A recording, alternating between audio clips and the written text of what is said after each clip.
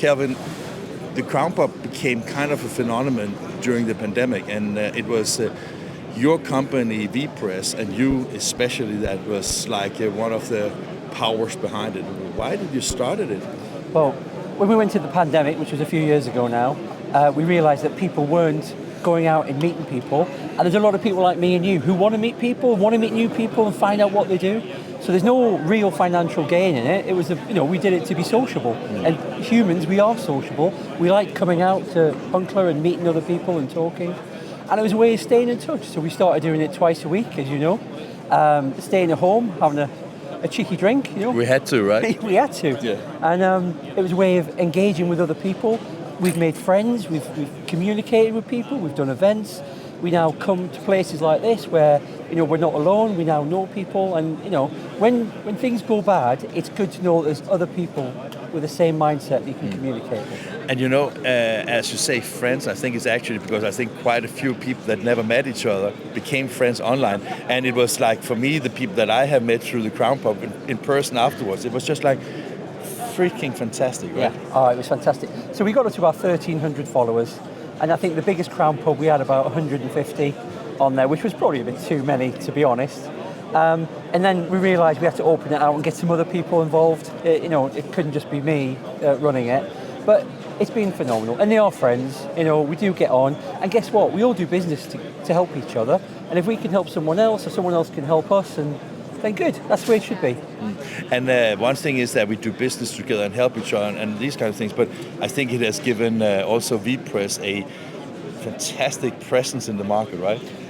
I like to think we had a good presence already after 21 years. Oh, only 21 years, okay. Only 21 years.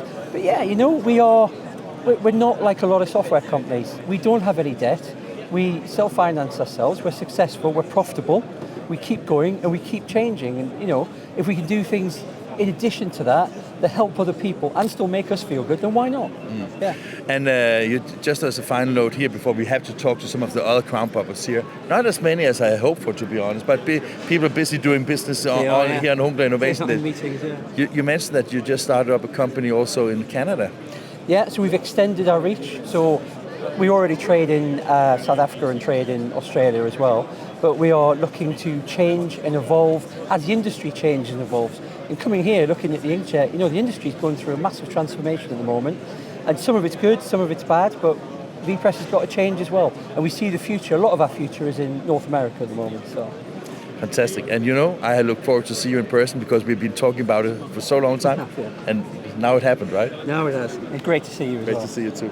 So let's see if there's anybody else. Do you know all the people here? You know Brendan, of course, right? Brendan. And we have Mark. Mark. Yeah.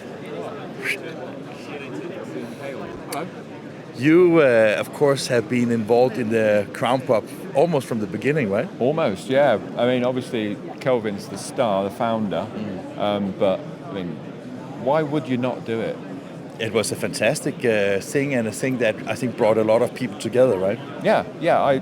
I met so many, and I'm still meeting at this show people I've only ever met at the Crown Pub, and then they suddenly pop up round a corner, and you think, I met you on the Crown Pub. And during lockdown, I met more people than I ever could have met if I was physically going around places. Has it also given you a positive, let's say, business possibility for Fujifilm? You can't measure it, can you?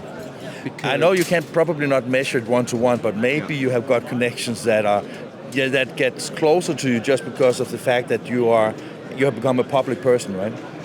Yeah, that's the danger, isn't it? And people know what you're up to. I think more than anything, I've met people I can partner with to move things forward. Not necessarily people I can sell to, because it's a bit mercenary, isn't it?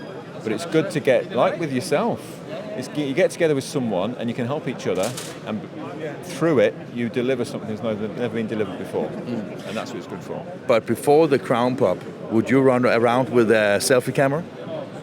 A selfie camera, a professional action camera, actually. Oh, sorry.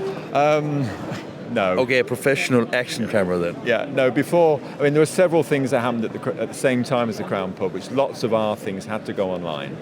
And as a result of that, I realised I can just ask somebody a question, they answer really intelligently, and it makes me look good. That's what I do every day. Thank you very much, Mark. Let's see if Brendan has something to say. Oh, we're bound to. Brendan, Hello. How you doing? I do good. What is all this Crown Pub about? What's the Crown Pub about? Well, the print industry is built on networking. People, connections, human interaction, and the Crown Pub was an answer to the complete and utter lack of that when we all were forced to sit in our underpants and wear business suits and go on Zoom. And it was fantastic, and I don't think that first year of lockdown many people would have mentally survived if it wasn't for things like the Crown Pub. We'd come together, chat, talk crap, swap jokes, argue with you. Oh yeah, but everybody argues with me. You know that, right? Yeah, but you're always right, aren't you? So. Nah, I don't think so, and I hope that I have an open attitude to things, of course, right? Yeah, of course. But no, it's fantastic, and that ultimately is what our industry is based on. It's that human connection, people understanding and learning, and I think that's what the Crown Pub does really well. And in your position as the top of the IPIA, has it also gained some? Because I participated in your breakfast event last Wednesday, I think it was, and it has been a while since I participated last time, but I found it really enjoying, and it was fun for me. So has it also given you let's say an additional arm to the work you do? Yeah, definitely. And the amazing thing about having a virtual platform is that before COVID, we have to take silver linings, that would not have been possible. So many people tried and failed to have online breakfast cafes, and the technology wasn't quite there. But that whole period spurred innovation, and the platform we use, Remo, is an example of that. Yeah, I was surprised.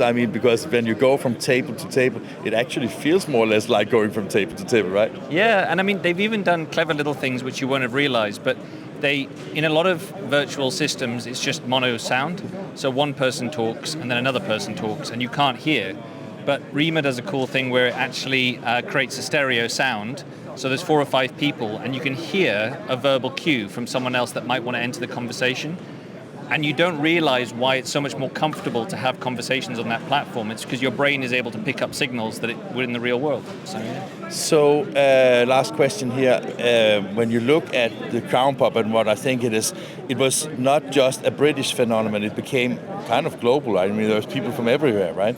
Does that also, from an IPIA perspective, gives encourage to maybe do organizations that have a global reach, or is it still UK that you focus on?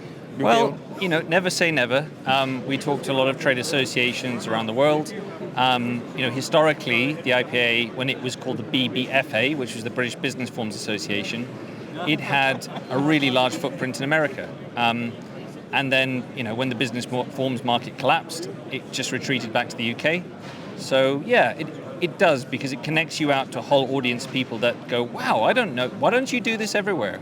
But it would be easier if you spoke English, right? Yeah, it would be, yeah. Thank you. Thank you, Morten.